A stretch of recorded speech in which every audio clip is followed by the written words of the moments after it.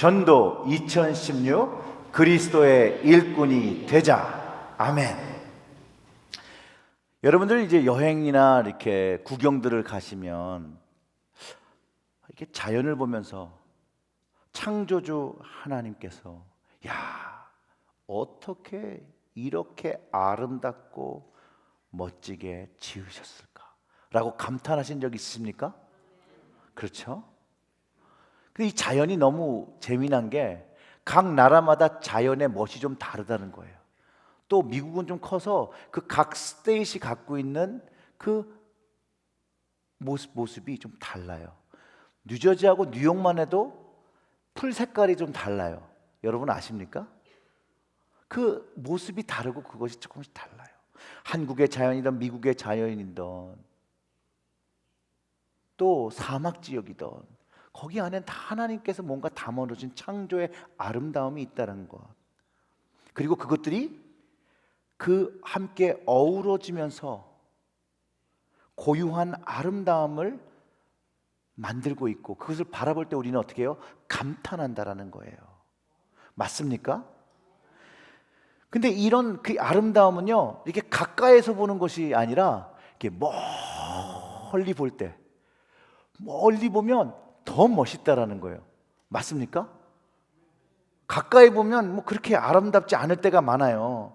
산은요, 멀리서 떨어져 볼 때, 강도요, 멀리서 떨어져 볼 때, 그리고 예쁜 것들과 안 예쁜 것들과 모든 각양의 색깔들이 다 모여서 바라볼 때 그게 이쁜 거라는 거죠.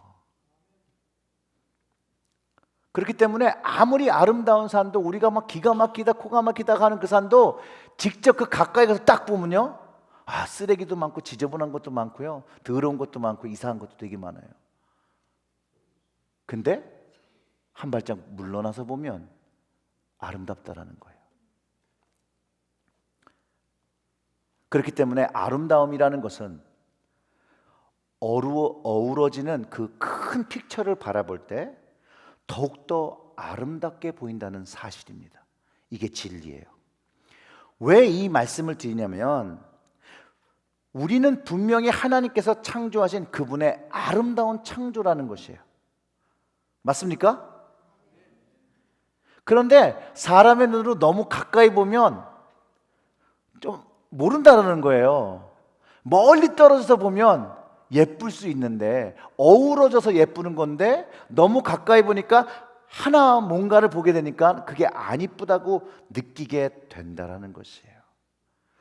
즉, 하나님께서 아름답게 창조하셨음에도 불구하고 아름답게 깨닫지 못하는 우리의 좁은 시야와 관점과 생각이 우리에게 있다는 것이에요. 여러분, 한번 질문을 드려보겠습니다. 여러분 주변의 사람들이 너무 아름다워서 감탄이 저절로 납니까? 이렇게 하는 거죠. 하나님, 어떻게 이렇게 아름답게 사람을 지으셨어요? 하나님의 창조의 신비를 옆에 있는 사람에서 느낄 수 있습니까? 느끼시는 분은 축복받으셨습니다. 진실은요, 우리가 웃으면서도 생각을 하는 거지만 우리는 잘 못 느낀다라는 거예요. 너무 가까이 있기 때문에 더 못 느낀다라는 거예요. 근데 왜 우리가 이렇게 될 수밖에 없냐면요, 우리가 그렇게 배우고 자랐기 때문에 그렇다라는 거예요. 세상 속에서 자랐기 때문에 그래요. 세상에서 배웠기 때문에 그래요. 세상에서는요, 외모 지상주의, 이 물질 만능주의 사회 속에서 살아가는 우리는 좁은 시야와 관점을 배우고 좋은 거, 예쁜 거, 깨끗한 거, 이런 것만을 좋은 것이라, 선한 것이라 배우고 크고 그것을 선택하도록 배우고 자라났다라는 것이에요. 그리고 그 좋다라고 보이는 거 외에는 나머지는 다 거부하는 거예요. 그래서 우리나라 말 중에 이왕이면 다홍치마? 보기 좋은 떡이 먹기도 좋다라는 말을 사용하면서 같은 값이라면 더 좋은 것을 선택하는 말을 배우고 자랐고요. 이 말은 정말로 외모 지상주의와 물질주의에 잘 맞게 사용되었다라는 것이에요. 그러면서 좋은 것을 추구하는데 그 좋은 것이라는 것이 선한 것이 아니라 이쁜 것, 잘생긴 것을 추구하고 꾸미고 거기에 우리의 시간과 돈과 노력을 사용하면서 우리가 살고 있다라는 것이에요. 그런 이유에서 잘 생각해 보세요. 기능성의 부분을 생각해 볼 때 우리는 이미 많은 옷을 가지고 있습니다. 옷장을 탁 열면 옷장에 옷들이 쫙 걸려 있는데도 불구하고 입을 옷이 없습니다. 입을 옷이 없기 때문에 또 입을 만한 옷을 사야 되는 것이죠. 이미 우리 식구가 살기에 충분한 집이 있어요. 그럼에도 불구하고 더 좋고 새로운 집을 원하기 때문에 그것을 노력하며 그것을 얻기 위해 노력하며 살아간다는 거예요. 그래서 신상을 원하고요, 잘생긴 걸 원하고요, 예쁜 것을 선호하고 우리는 살아가고 있습니다. 그런데 여러분, 성경이 요구한 것은 어떤 삶이라고 생각하십니까? 성경은 어떤 삶을 요구합니까? 디모데전서에서 바울은요, 우리가 모든 경건과 단정함으로 고요하고 평화로운 생활을 하고 단정하게 옷을 입으며 소박함과 정절로서 자기를 단장하고 따은 머리와 금과 진주나 값진 옷으로 하지 말라라고 권면하고 있다는 것이에요. 한번 생각해 보시길 바랍니다. 우리의 주님이 우리의 외형적인 것을 찾으시겠습니까? 아니면 우리의 내면적인 것을 찾으시겠습니까? 답은 이미 여러분 아시죠? 근데 정말로의 아름다움은 내적의 아름다움이 생김으로 인해서 외적인 아름다움이 생긴다는 것이에요. 왜? 기준은 하나님이 판단하시는 거기 때문에 그래서요. 세상의 판단은 그게 세상에서는 아름다우지 않을 수 있는데요, 하나님 판단은 그게 아름답다라는 것이에요. 반대로요, 세상의 기준으로는 외형적인 게 너무나도 예쁘고 너무나도 잘생기고 너무나도 끝내주는데 그 속은 너무나도 악하고 더러울 수 있다는 거예요. 그렇기 때문에 우리는 이 세상의 틀 속에서 살아가기 때문에 여전히 우리의 생각을 가지고 우리의 좁은 시야를 가지고 하나님의 큰 그림, 하나님의 나라로 보고 살아가는 것이 아니라 그 속에서 하나님의 아름다운 것을 찾는 것이 아니라 세상의 틀에 갇혀서 세상의 아름다움을 여전히 추구하고 있다는 것이에요. 그래서 그런 소비 문화와 그런 삶 속을 살아간다는 거예요. 그래서 물건을 살 때도, 사과를 살 때도 어떤 사과를 사요? 예쁜 사과를 사요. 빨간 사과를 사요. 맛있게 생긴 사과를 사요. 그런데요, 이런 걸 원한을 아는 공급자들이 우리가 원하는 예쁜 것을 만들기 위해서 온갖 약품과 비정상적인 방법으로 물건들을 만들어내고 있다는 것이에요. 제가 고기를 좋아하니까 고기의 예제를 들어서, 육류 고기가 새빨간 거가 좋잖아요. 그렇게 생각하잖아요.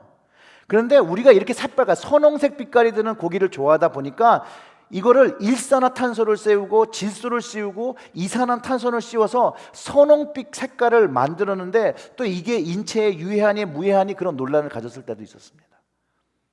고기는요, 도축 후에 시간이 지나면 갈색으로 변하는 것이 당연한 거예요. 사과는 깎아두면 갈색으로 바뀌는 것이 당연한 거예요. 색깔이 바뀌었다고 해서 그 맛과 영양이 변하지 않아요. 보기 좋지 않기 때문에 취하지 않는다라는 거예요. 그런데요, 더 재미난 사실은 세상이 바뀌면서 발전하면서 다른 시각도 준다는 거예요. 옛날에는요, 금방 잡은 생선, 그런 고기가 신선할 거라고 했어요. 그렇죠? 그래서 화로를 우리는 떠서 먹잖아요. 근데 요즘은 달라요. 예전에는 모르던 것들이 발견되기 시작했어요. 금방 잡은 고기에서는요, 이콜레라균이나 살모넬라균들, 박테리아가 더 많이 살고 있다는 연구도 발표됐다는 거예요. 저는 이들의 방법이 잘못되었다는 것을 말하기 전에 이 사람들이 왜 이런 상품을 준비하고 있는 그 이유에 우리가 집중을 해요. 왜냐하면 우리가 보고 생각하고 원하는 관점에 맞춰서 사업을 하기 때문에 그렇다는 거예요. 결국은 그 제공을 누가 하고 있는 거예요? 소비자가 제공하고 있다는 거죠. 우리가 제공하고 있다는 것이죠. 이거에 맞서서 반대로 유럽에서 몬다니 농산물 매장이 늘어나고 있다고 매장이 늘어났다고 그래요. 이게 뭐 하는 가게냐면, 그렇게 제외된, 옛날에는 100%의 생산물이 있었으면 40%는 그 생긴 게 못생기고 그 규격에 맞지를 않아서 다 폐기 처리가 됐다는 거예요. 그 폐기 처리되는 그 40%를 가지고 매장을 열었어요. 근데 이들이 원하는 건 못생겼어도 그 품질과 영양과 이런 거는 관계없다라는 것이에요. 그렇잖아요. 우리가 야채를 농사를 지어다 보면 오이가 길쭉하게 예뻐야 되는데 막 이렇게 구부러진 애들도 나오기도 하고요. 위는 얇은데 밑은 호박처럼 막 이렇게 둥그렇게 크는 것들도 있어요. 그런 것들은 상품성이 없다라는 거예요. 사람들이 못생겼다고 예쁘지 않다고 버리거든요. 근데 이런 생각들이요, 우리의 사회 속에 깊이 자리 잡았고요. 이런 외모주의와 지상 외모주의 때문에 사람들도 판단할 때 예쁘게 생긴 사람이 선할 것이라는 잘못된 편견을 가지고 살아가고, 그런 편견을 살아가기 때문에 겉을 치장하는데 더 많은 시간을 들이며 살아가는 세상이 되고 있다는 것이에요. 지상 외모주의가 만든 폐단이죠. 근데 그 일부라는 거예요. 일부. 이것도 생각해 보세요. 지구의 반대편에서 식량이 없어서 죽어가는 사람들이 있는데 그 식량에 생긴 게 좀 못생기고 기준에 미달에 안 됐다고 그거는 다 쓰레기로 처리하는 거예요. 얼마나 아이러니합니까? 얼마나 안타깝습니까? 우리의 세상적인 관심과 관점과 욕심 때문에 우리가 이런 것들을 만들어내고 있다는 거예요. 근데 오늘 본문이요, 우리에게 세상에서 썩어질 것을 피하라는 거예요. 세상에서 썩어지는 것들은 보지 말라는 거예요, 그리스도인이라면. 그리고 신성한 성품에 참여하는 자가 되라는 거예요. 하나님께서 창조하신 그 모습대로 살아주기를 원한다라는 것이에요. 죄가 들어와 하나님의 것들을 망친 그것에서 벗어나서 이제 하나님이 창조하신 그 모습대로 그 성품을 가지고 살기를 원한다는 거예요. 참여하기를 원한다라는 것이에요. 신의 성품, 하나님의 성품을 닮으면요, 우리가 생각하는 아름다움이 아니에요. 세상이 생각하는 그런 아름다움을 생각하며 살아가는 것이 아니라 하나님께서 보시고 아름답게 여기시는 그것을 소유하면서 하나님의 기쁨이 되어지며 살아간다는 거예요. 하나님께서 우리를 보시면서 감탄하시는 거예요. 야, 내가 정말로 지어도 참 잘 지었다, 예쁘게 지었다. 그런데 문제는 하나님께서 창조하신 아름다움, 우리가 생각하는 아름다움과 너무나도 많이 다르다라는 것이죠. 왜냐하면 세상적인 아름다움은 아주 이기적이고 개인적인 아름다움을 추구하게 하고요, 어우러지는 그런 아름다움을 추구하지 않는다라는 거예요. 근데 하나님은 반대라는 거죠. 전체가 아름다운 것을 원하세요. 나 하나 아름다운 걸 원한 게 아니라 모두가 조화를 이루는 아름다움. 즉 이 이야기는 이거예요. 내가 좀 못생겼어도 내가 전체 부분을 아름답게 하는 한 요소가 되고 있다는 것이에요. 다른 말로 하면 연합이라는 말이죠. 공동체라는 말이죠. 교회라는 말로 우리가 또 이해할 수 있습니다. 이 부르심을 받은 사람들은요, 이 하나님의 성품을 닮으며 하나님의 아름다움을 하고 살아야 돼요. 모든 자연, 하나님께 지으신 것들은요, 그의 택하심과 부르심에 맞춰서 그 일을 감당하고 살아가요. 유일하게 하지 않는 사람이 이 세상에서 하나님의 창조물 중에 누구냐면 인간이라는 거예요. 근데 하나님께서 우리가 그 하나님의 성품을 닮을 수 없는데 닮으라고 하실까요? 아니요, 할 수 있다라는 거예요. 어떻게 아냐고요? 오늘의 성경의 말씀이 그렇게 할 수 있다라고 얘기하고 있어요.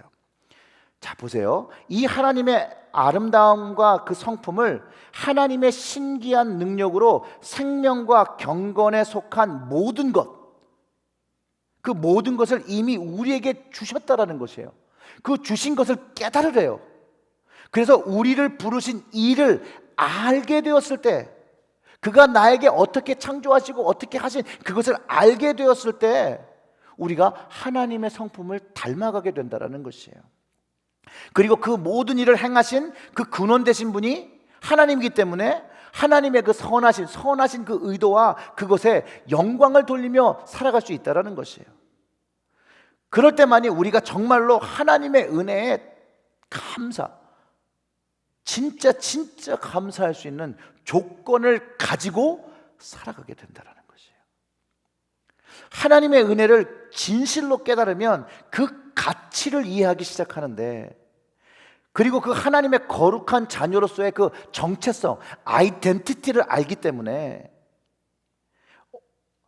세상과 비교할 수 없는 보배롭고 지극히 큰 약속을 받았다라는 것을 알고 그것을 누리면서 살아가기 때문에 하나님의 그 신성한 성품에 참여하고 겉모습을 바꾸려는 것이 아니라 내면을 바꾸고 내면의 성품이 바뀐 걸 통해서 외형이 바뀌어지는, 하나님의 앞에 기쁨이 되어지는 사람으로 살아가기를 열망하며 살아간다는 것이에요. 기대하게 되며 살아가게 된다는 것이에요. 그 모든 이유의 시작은 어디서부터냐? 하나님을 알면서부터예요. 예수님을 알면서부터예요. 성령님을 알면서부터, 성령께서 살아 역사하시면서 내주하시면서 우리가 그 하나님의 성품을 담기 원하시는 걸 가르쳐 주시고 원하신 것을 계속해서 요구하고 계시는데, 그것을 받아들이고 순종할 때 하나님의 성품을 우리가 닮아가기 시작한다는 거예요. 근데 우리의 문제는 하나님의 말씀이 분명히 그렇게 가르치고 있는데 우리는 그 하나님의 가르침을 따르기보다는 내가 생각하는 것을 먼저 생각한다는 거예요. 내가 생각하는 것을 주장한다는 거예요. 내가 생각한 거, 결정한 것들을 내 삶 속에서 하고 있다는 거예요. 그거는 스스로를 옳다고 하는 것이죠. 스스로를 하나님보다 지혜 있다고 하니 하나님의 말씀을 듣지 않는 것이죠. 그렇기 때문에 다르게 보면 하나님의 말씀을 여전히 무시하고 살아간다는 것이에요. 하나님과 기도를 하면서 대화하면서 여전히 하나님께 내 계획과 내 생각을 요구하는 때가 더 많고, 그분의 것이 옳다라고 여기지만 그럼에도 불구하고 내 것이 되어지기를 소원하는 아주 이기적인 기도를 하고 있을 때가 너무나도 많다라는 것이에요. 근데 왜 그러냐? 그럼 우리가 자라나지 못했기 때문에 그렇다는 거예요. 미성숙해서 그렇다는 거예요. 마치 우리의 자녀들이 아직 세상을 잘 알지 못하고 아직 성인이 안 됐는데도 불구하고 자기는 다 자랐다고 생각하고 성인 되었다고 생각하고 그것을 얘기를 하는 것과 같다라는 것이에요. 문제는 청소년일 때, 아이였을 때, 청년이었을 때 그렇게 행동하는 것은 이해되어질 수 있지만, 하나님 보시기에 이제는 성인이 되어서 하나님의 말씀을 순종해야 될 때가 되었을 때도 동일한 모습을 가진다면 그것은 이해받을 수 없다는 것이에요. 자신이 결정하고 생각한 대로 살고 있다면 그 결정에 상응한 대가도 치르며 살아가게 된다는 것이에요. 영적에도 동일한 패턴이 있다는 것이에요. 그래서 성경이 스스로 지혜 있다고 말하고 어리석은 선택을 하며 썩어지지 아니하는 하나님의 영광을 썩어질 사람과 새와 짐승과 기어다니는 동물의 모양의 우상으로 바꾸었다라고 로마서에서 선포하고 있고, 이 스스로 지혜 있는 자들에게는 하나님의 진노가 임하였다라고 돌이키라고 이야기하고 있고, 이들의 마음은 돌이키기 이전에는 그들의 마음은 어떻게 되어 있냐고 얘기하냐면요, 마음의 정욕에 따라 더러움을 가지며 자신의 몸을 서로 욕되게 한다라고 기록하고 있어요. 죄 중에 살아간다라는 것이죠. 자신의 정욕으로 세상에서 썩어질 것, 세상을 선택하고 하나님을 선택하고 하나님의 말씀을 선택하고 살아가는 것이 아니라 세상을 선택하고 여전히 썩어지고 멸망당할 것에 우리의 삶을 투자하고 있다라는 것이에요. 그런데 하나님은 이런 모습으로 살라고 말씀하지 않는다라는 거예요. 이런 모습에서 돌이키라는 것이죠. 그런데도 늘 우리의 갈등은 하나님이 원하시는 걸 알매도 불구하고 내가 원하는 걸 너무나도 주장하고 있다는 거예요. 끊임없이 내가 원하는 것을 주장한다는 거예요. 하나님의 뜻을 구하기보다는, 순종하기보다는 내 뜻이 관철되기를 구하는 우리에게 미련함이 있습니다. 그렇게 기도하는 그리스도인들 여러분 얼마나 많은지 아십니까? 한 가지 예로 이렇습니다. 저희 부모님 세대들이 저희가 자라날 때 기도했던 기도의 제목 중에 이런 거예요. 용두삼이라는 말을 사용하셔서 우리의 자녀들은 머리가 되게 하시고 꼬리가 되게 하지 말라고, 그런 기도를 많이 하잖아요. 목사님들도 많이 합니다. 다 머리만 되면 어떡해요? 아니, 몸통도 있어야 하고 꼬리도 있어야죠. 그래 정상적으로 살아가죠. 머리만 수밖에 되면 그 무서워서 어떻게 봐요? 그런데도 불구하고 우리는 다 머리가 되기를 기도한다라고요. 전체적인 것을 보지 않는다라는 것이에요. 하나님이 원하시는 전체적인 뜻을 생각하지 않고 내가 원하는 개인적이고 이기적인 뜻만을 생각하면 하나님께 끊임없이 기도하고 있다는 거예요. 근데 하나님이 잘 안 들어주실 때가 있잖아요. 그럼 어떻게 해요? 실족하죠. 삐지죠. 하나님, 어떻게 내 기도를 안 들어주실 수가 있어요? 머리가 돼야 된다라고 그랬잖아요.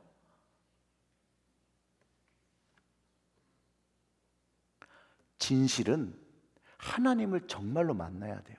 그리고 하나님의 뜻을 정확하게 알아야 돼요. 그럴 때 진실한 신앙의 삶을 살아야 한다는 것을 주님께서 우리에게 말씀하고 계시다는 것을 알게 된다는 것이에요. 그리고 그게 정말로 seriously 내가 그렇게 살아야 되는구나 라고 하며 순종하게 된다는 것이에요. 이 주님을 만나는 이 가치와 나의 그 정체성을, 하나님의 백성과 자녀의 그 정체성을 알 때 이 신성한 성품, 이 신의 성품에 참여하는 자가 되기 위해서 기도하며 말씀을 구하며 성령님의 인도하심을 구하며 하루하루를 살아가게 된다는 것이에요. 다시 본문 5절로 가면 이렇습니다. 그러므로 너희가 더욱 힘써 너희 믿음의 덕을, 덕의 지식을, 지식의 절제를, 절제의 인내를, 인내의 경건을, 경건의 형제 우애를, 형제 우애의 사랑을 더하라. 이런 것이 너희에게 있어 흡족한즉 너희로 우리 주 예수 그리스도를 알기에 게을르지 않고. 자, 이 신의 성품에 참여하는 것이 주님을 알려고 하는 부지런하게 사는 사람들, 충성된 일꾼인 것을 가르쳐주고 있는 것이에요.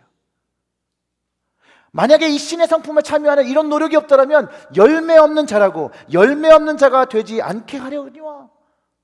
열매 있는 자가 되기 위해서는 이 하나님이 가르쳐주시는 하나님을 닮는 이 신의 성품을 가져야 된다는 거예요. 그러면서 이렇게 얘기하죠.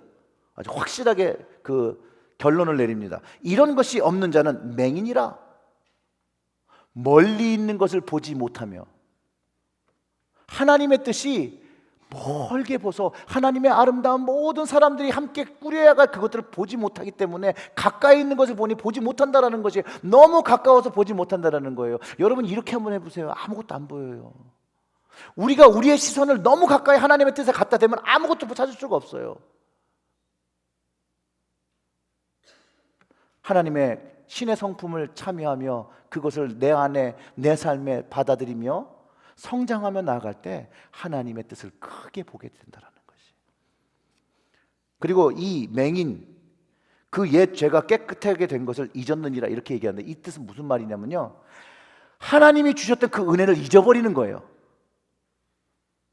하나님의 그 죄를 사해 주시고 그거를 어떻게 죄를 사해 주신 그 십자가의 사랑을 잊어버렸기 때문에 하나님께서 요구하시는 것에 순종하지 않는다는 그런 얘기를 하고 있는 것이에요.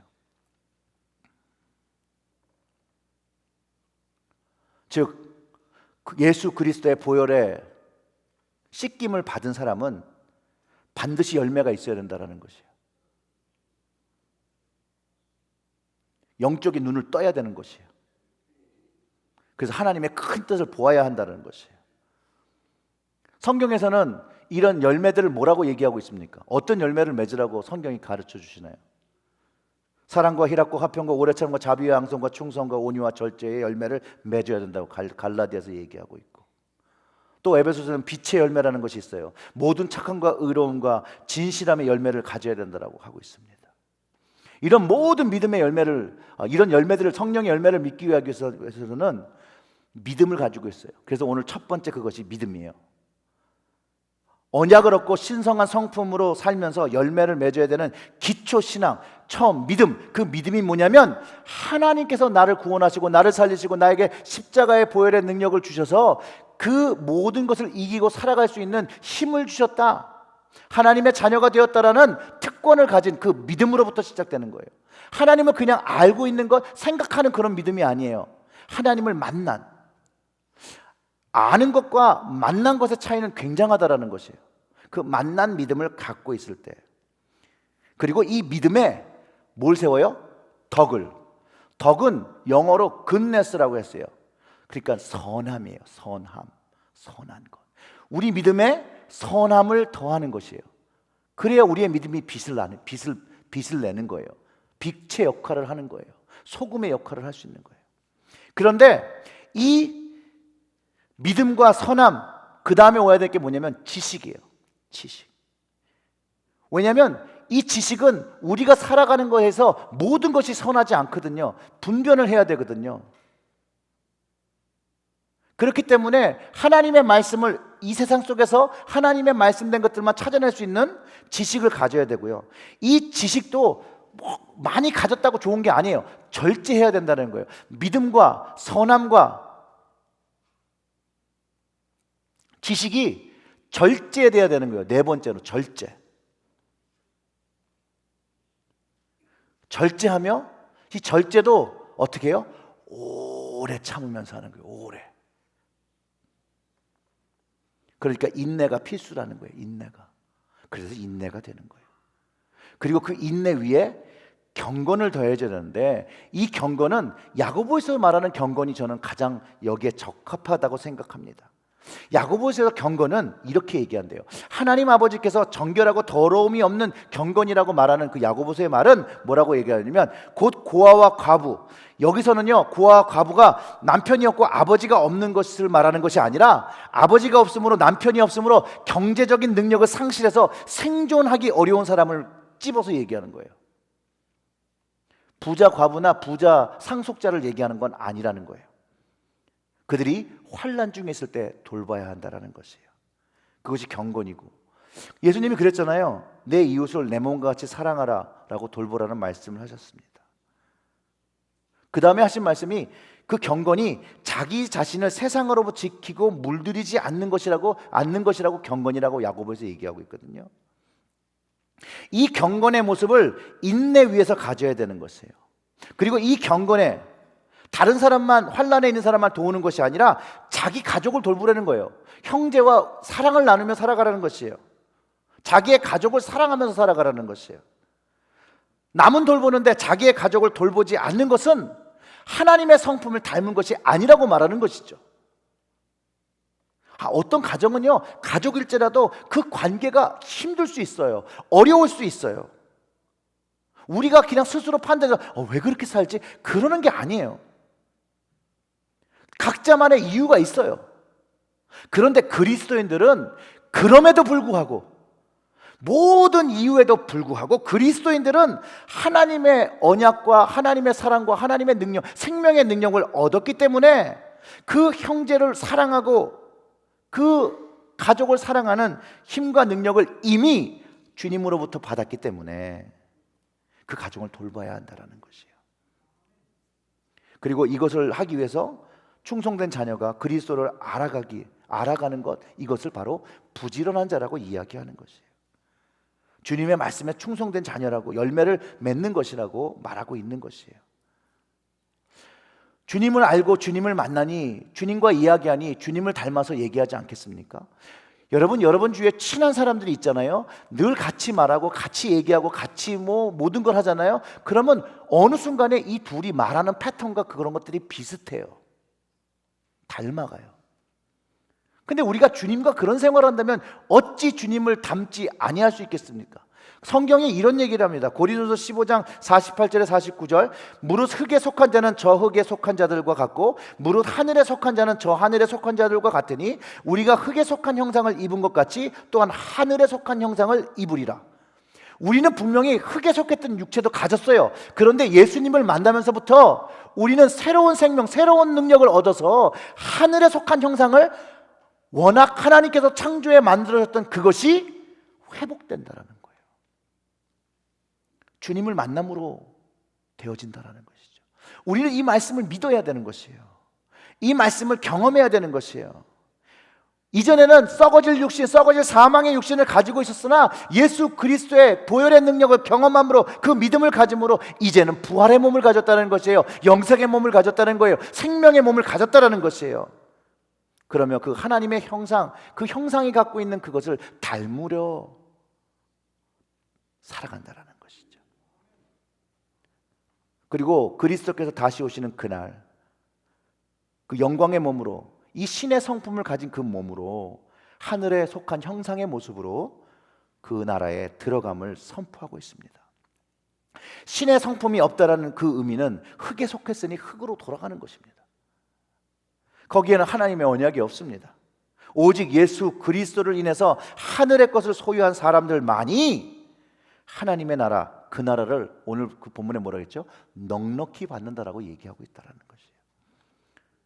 근데 이 신의 성품을 담기 위해서 그리스도께서 우리 각자에게 주신 부르심과 택하심을 늘 기억할 때 우리가 이것을 감당할 수 있어야 돼요. 하나님께서 그것을 위해서 날 부르셨고 그것을 위해서 택하셨다는 것을 우리가 인지하고 살아갈 때 그것이 되어진다는 거예요. 그걸 기억하지 못하면 절대로 할 수가 없어요.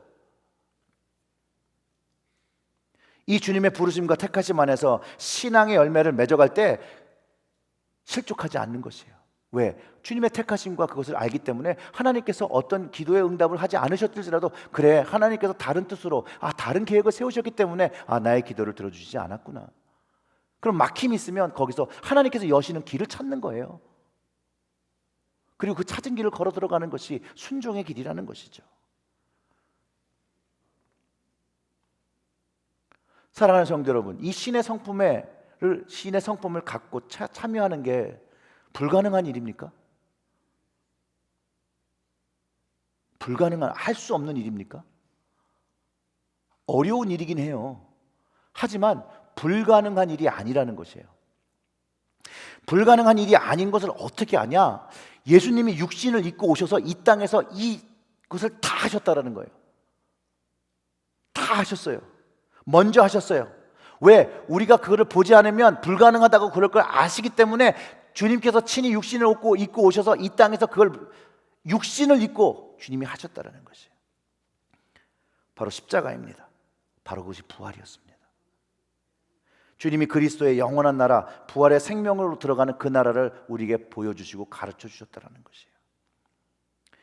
예수님은요, 하나님을 전적으로 믿는 그 믿음을 가지고 그분을 신뢰하고 선한 덕을 사람들에게 세우셨어요. 그 선함에 하늘의 지식을 가르쳐 주시고요, 또 그 지식을 가르쳐 줄 때도 절제했어요. 막 사람들이 막 무더기처럼 쫓아와서 예수님한테 이거 해달라 저거 해달라 병 고치려고 할 때도 자기의 시간을 셋어사이드 하셔서 하나님과 기도하셨어요.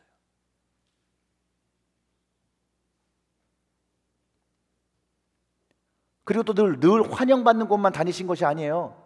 예수님은 예수님을 배척하고 박해하는 지역도 끊임없이 계속해서 돌아가셔서 복음을 전해주신, 복음을 가르쳐주신, 그러면서도 인내하셨죠. 그 모든 사람들이 인내하셨어요. 제자들 데리고 다니면서 같이 먹고 자면서도 가르쳐주는데 늘 이해를 못해요. 늘 깨닫지 못해요. 그래서 예수님의 그 말씀이 성경 안에 있잖아요. 아직도 깨닫지 못하냐? 내가 언제까지 너희와 있으리라 너희 생각하느냐? 라고 그 선택한 12 제자들도 이 하나 주님을 이해하지 못했을 때 주님은 그들의 부족함을 늘 이해하셨다라는 거예요. 인내하셨다라는 거예요. 또 주님을 비방하고 주님의 뜻을 이해하지 못할지라도 주님은 모든 사람들을 참고 기다려 주셨다라는 것이에요. 그러면서 경건, 과부와 고아들을 돌보시고 아픈 자들과 배척하는 자들, 창녀들과 세리들, 죄인 되었던 모든 사람들을 돌보시면서 하나님의 아들로서 세상과 구분하셔서 세상과 타협하지 않으시고 사람들을 사랑하셨더라. 자신을 죽음으로 몰고 가며 아프게 했음에도 주님은 그들을 사랑해 주셨고 십자가에서 자신에게 못 박은 사람들을 위해서 용서의 기도를 해주셨던, 하나님 아버지께 용서의 기도를 해주셨던 그런 주님이셨다라는 거예요. 주님이 이미 이 땅에서 다 그것이 가능하더라고. 어려운 거지만 가능한 것이라고 우리에게 가르쳐 주시고 있습니다. 오늘도 주님은 동일하게 주님을 닮아서 우리가 살아가기를 원하십니다. 주님을 닮아서 신의 성품을 가지고 그 열매 맺는 삶을 살기를 원하신다라는 거예요. 베드로서가 말하고 있는 그 삶의 그 가장 핵심적인 삶은 뭐냐면 왕 같은 제사장이에요. 거룩한 나라의 열매를 가지고 하나님의 소유된 백성으로 살아가기를 원하고 그 신의 성품에서 흘러나오는 그리스도의 향기를 소유하기를 원하신다라는 것이에요. 물론 그 삶이 쉽다라고 말하지 않습니다. 고난과 역경의 길이 될 수도 있고 핍박의 길이 되어질 수 있습니다. 그러나 부르심과 택하심이 있기 때문에 살아 역사하시는 하나님께서 하나님 나라를 넉넉히 우리에게 주시는 그것을 알기 때문에 어려울지라도 힘들지라도 그것을 택하고 고난을 택하고 그 길로 걸어가는 것입니다. 사랑하는 성도 여러분, 하나님과 동행하시면서 하나님 아버지를 기쁘게 하시는 주의 제사장 되시기를 주님의 이름으로 축원합니다. 기도하겠습니다.